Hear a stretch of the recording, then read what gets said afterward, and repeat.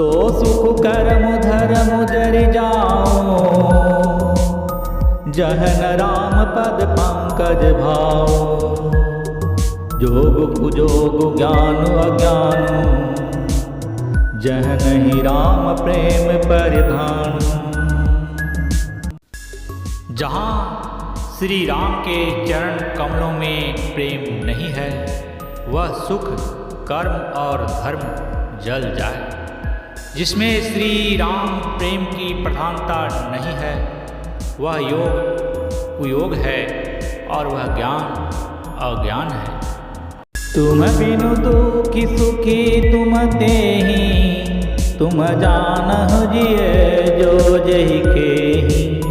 राउर आयस सिर सबहि के, विदित कृपालहि गति सब नीके। तुम्हारे बिना ही सब दुखी हैं और जो सुखी हैं वे तुम्ही से सुखी हैं। जिस किसी के जी में जो कुछ है तुम सब जानते हो। आपकी आज्ञा सभी के सिर पर है। कृपालु, आपको सभी की स्थिति अच्छी तरह मालूम है। आप आश्रम ही धार्य पाओ, भयउ स्नेह शिथिल मुनिराओ। करी प्रणाम तब राम सिधाए, ऋषि धरि धीर जनक पहि आए। अतः आप आश्रम को पधारिए। इतना कह मुनिराज स्नेह से शिथिल हो गए। तब श्री राम जी प्रणाम करके चले गए और ऋषि वशिष्ठ जी धीरज धरकर जनक जी के पास आए। राम बचन गुरु नृपहि सुनाए, सील स्नेह सुहाय सुहाए। महाराज अब कीजिए सोई, सब कर धर्म सहित हित होई। गुरु जी ने श्री रामचंद्र जी के शील और स्नेह से युक्त स्वभाव से ही सुंदर वचन राजा जनक जी को सुनाए और कहा, हे महाराज, अब वही कीजिए जिसमें सबका धर्म सहित हित हो। ज्ञान निधान सुजान सुचि, धर्म धीर नर पास। तुम बिनु असमंजस समन, हो समरथ ही का। हे राजन, तुम ज्ञान के भंडार, सुजान, पवित्र और धर्म में धीर हो। इस समय तुम्हारे बिना इस दुविधा को दूर करने में और कौन समर्थ है। सुनि मुनि बचन जनक अनुरागे, लखि गति ज्ञान विराग विरागे। शिथिल स्नेह गुणत मन माही, आए यहाँ कीन भल नाही।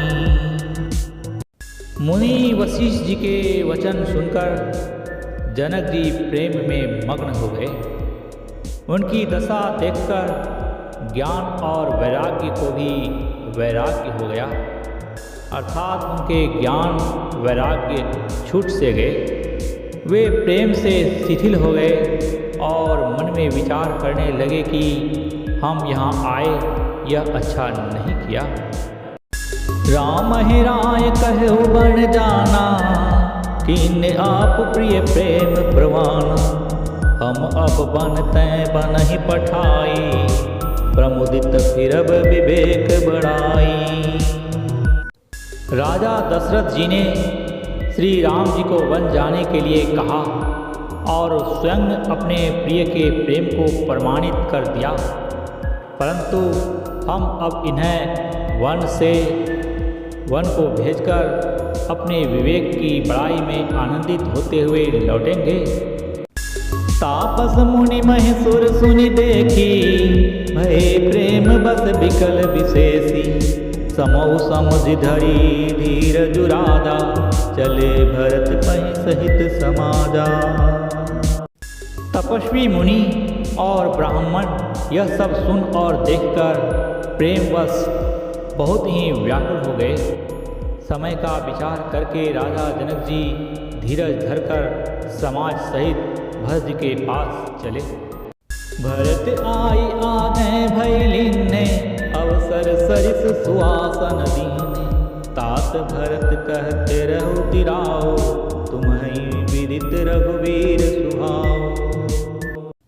भरत जी ने आकर उन्हें आगे होकर लिया, सामने आकर उनका स्वागत किया और समयानुकूल अच्छे आसन दिए। तिरहुत राज जनक जी कहने लगे, हे तात भरत, तुमको श्री राम जी का स्वभाव मालूम ही है। राम सत्य व्रत धर्म रत, सब कर सीलु स्नेहु, संकट सहत सकोच बस, कहिय जो आय सुदेहु। श्री रामचंद्र जी सत्यव्रती और धर्मपरायण हैं, सबका सील और स्नेह रखने वाले हैं, इसीलिए वे संकोचवश संकट सह रहे हैं। अब तुम जो आज्ञा दो वह उनसे कही जाए। श्यावर रामचंद्र की जय।